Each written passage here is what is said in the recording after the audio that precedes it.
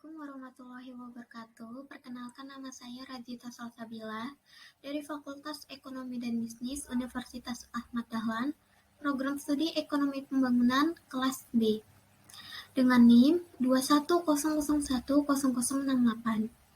Nah, di sini saya ingin membahas atau mempresentasikan mengenai tugas pengantar manajemen tentang resum buku manajemen handbook.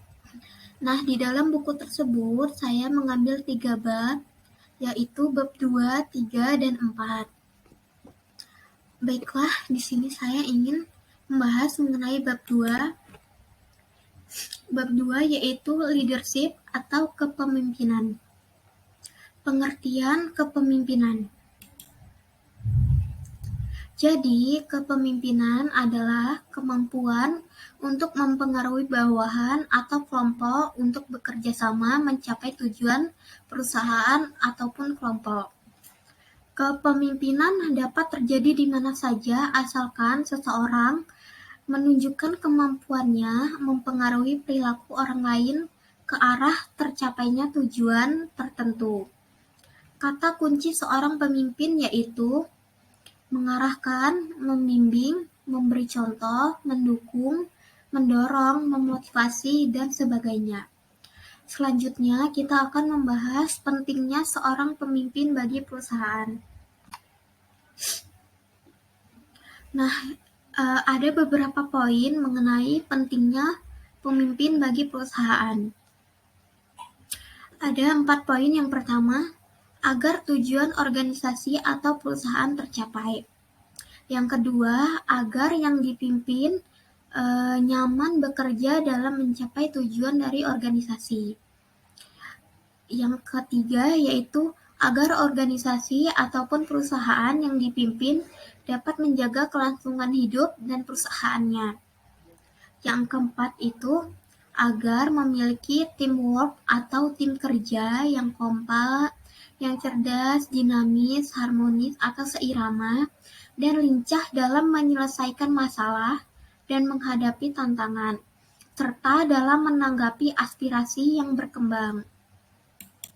Kemudian kita masuk ke 2.3, yaitu fungsi kepemimpinan. Fungsi kepemimpinan adalah sebagai berikut. Yang pertama, fungsi pertama 2.31, fungsi perencanaan. Seorang pemimpin perlu membuat rencana yang menyeluruh bagi organisasi.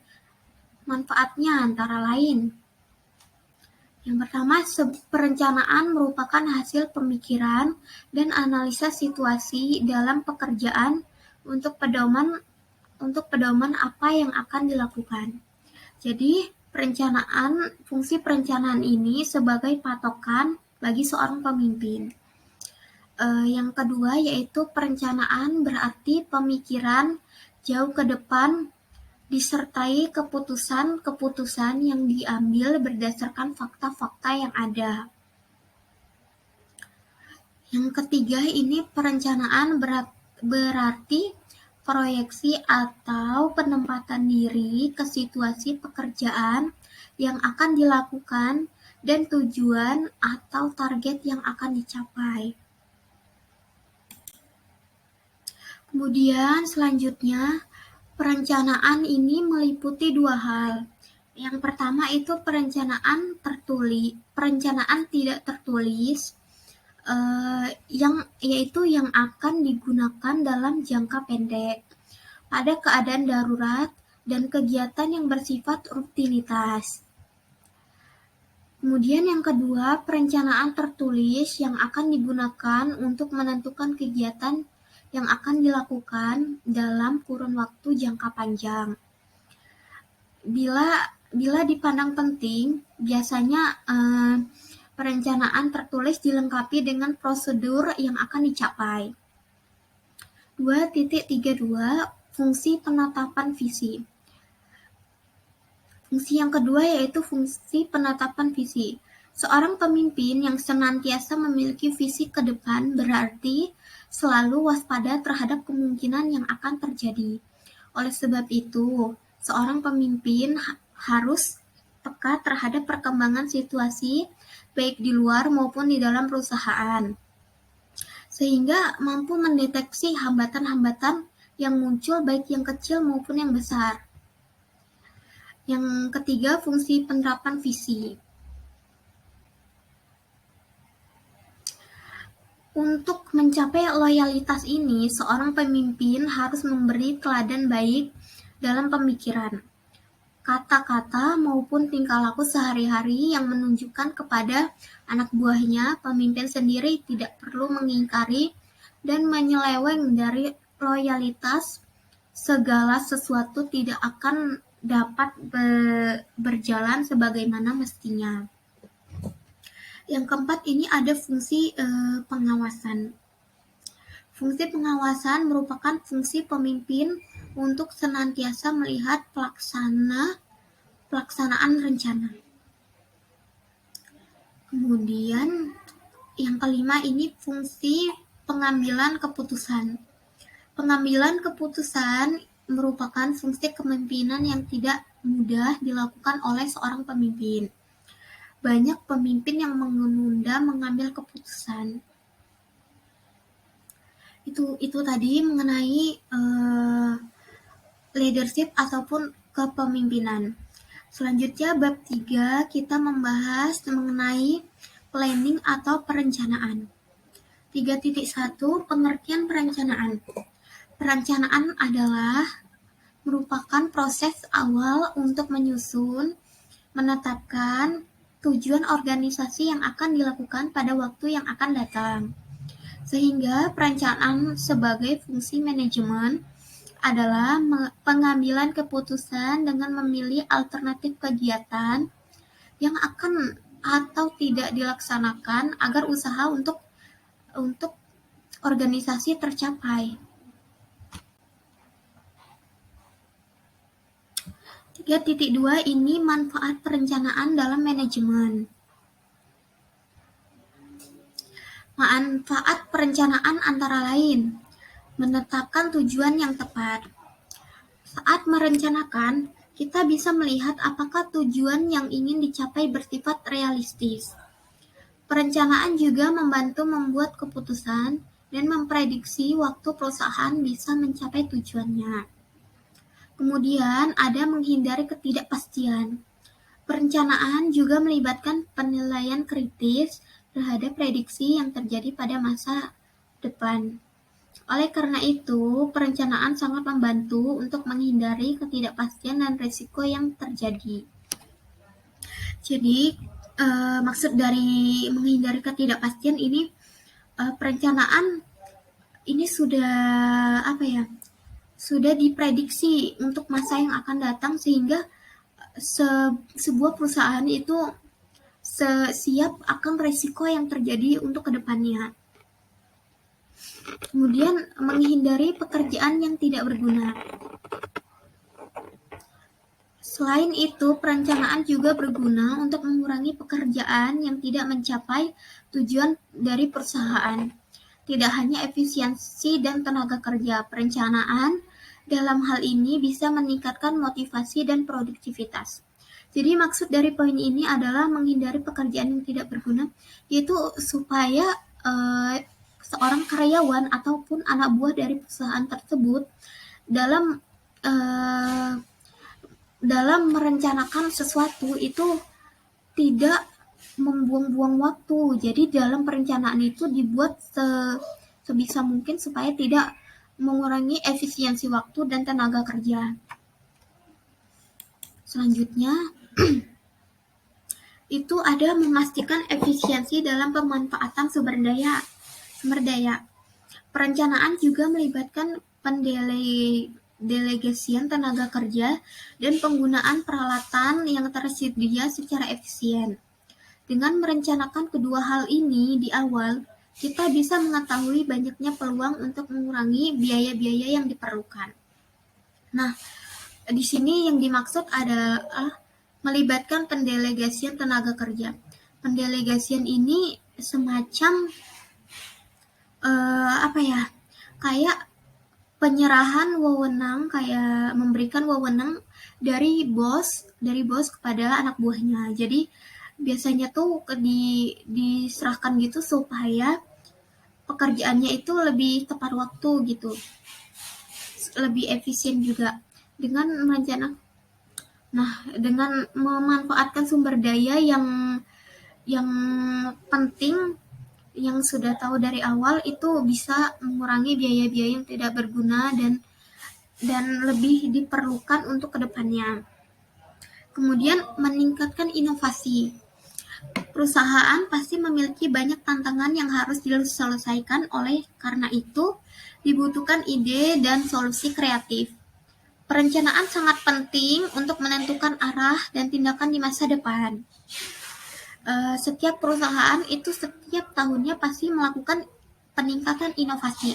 Nah, peningkatan inovasi tersebut itu masuk ke dalam perencanaan. Jadi, salah satu manfaat dari perencanaan ini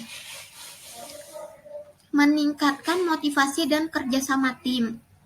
Selain menjadi lebih semangat apabila mereka diberikan pekerjaan yang sesuai dengan bidangnya, seperti yang dijelaskan sebelumnya, perencanaan bisa menghasilkan tujuan yang ingin dicapai, sehingga orang bisa tahu apa yang harus dikerjakan.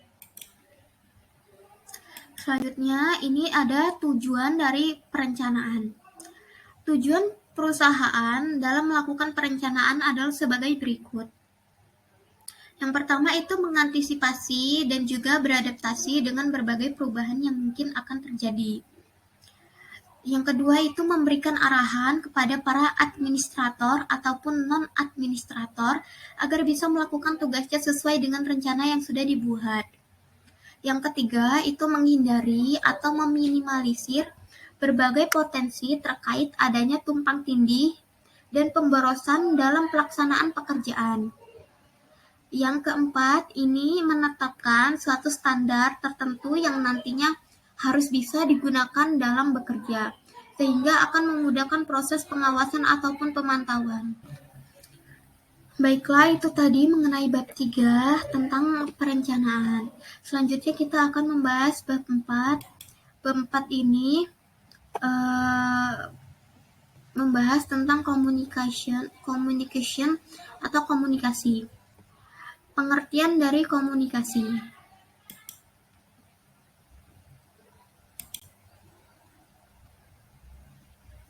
Komunikasi adalah proses interaksi antar individu atau kelompok untuk menyampaikan dan memastikan informasi untuk terhubung dalam lingkungan orang lain.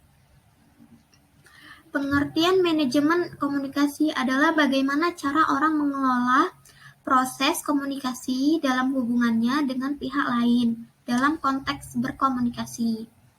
Manajemen komunikasi akan membentuk suatu alur komunikasi agar tercipta koordinasi yang tidak saling tumpang tindih dan untuk memberikan solusi jika terjadi perbedaan pendapat antar individu. Fungsi komunikasi dalam manajemen. Manajemen komunikasi sebagai kendali. Maksudnya adalah manajer akan bertindak untuk mengendalikan perilaku anggota melalui informasi-informasi seperti tata tertib atau peraturan anggota. Dengan ini, maka setiap gerak anggota harus didasarkan terhadap peraturan yang sudah ditetapkan perusahaan untuk menghindari sebuah konflik. Kemudian, manajemen komunikasi sebagai bentuk pengungkapan emosional. Komunikasi bisa menjadi alat untuk mengungkapkan emosional anggota, sehingga bisa meminimalisir permasalahan yang terjadi akibat konflik pribadi individu seperti ketidakpuasan terhadap gaji yang ia dapatkan. Yang ketiga, ini ada manajemen komunikasi sebagai alat penyimpan informasi. Maksudnya adalah seperti yang sudah dijelaskan pada pengertian manajemen komunikasi di atas, bahwa tujuan komunikasi adalah sebagai alat untuk penyampaian informasi dan menentukan alternatif sebagai langkah pengambilan keputusan yang bijaksana. Kemudian 4.3 ini membahas mengenai tujuan komunikasi dalam manajemen. Pada dasarnya, tujuan manajemen komunikasi adalah untuk menjadi sarana berinteraksi dengan baik sehingga dapat memahami dan cara berkomunikasi dan mengerti cara berkomunikasi dengan pihak lain. Beberapa tujuan manajemen komunikasi dalam masyarakat pada umumnya, di antaranya mengembangkan interaksi yang profesional, membentuk keinginan yang baik atau goodwill, menumbuhkan rasa toleransi atau tolerance, saling bekerja sama atau mutual understanding, saling menghargai atau mutual appreciation, dan mendapatkan opini yang menguntungkan, baik dalam hubungan internal maupun eksternal. Nah, dari bab 4 tersebut, kita dapat menarik kesimpulan mengenai manajemen komunikasi. Dari penjelasan di atas, dapat disimpulkan bahwa manajemen komunikasi merupakan proses timbal balik dalam memberikan informasi kepada orang lain. Pengelolaan komunikasi merupakan kunci keberhasilan dalam setiap hubungan, baik itu persahabatan maupun kemitraan. Tanpa komunikasi yang baik, segala sesuatunya akan menjadi rumit. Baiklah, itu tadi mengenai presentasi saya. Apabila ada kekurangan dalam PPT, penyampaian kata-kata, dan kurangnya beberapa kata-kata yang terdapat di dalam PPT, saya memohon maaf yang sebesar-besarnya. Saya akhiri, wabillahi taufiq wal hidayah. Wassalamualaikum warahmatullahi wabarakatuh.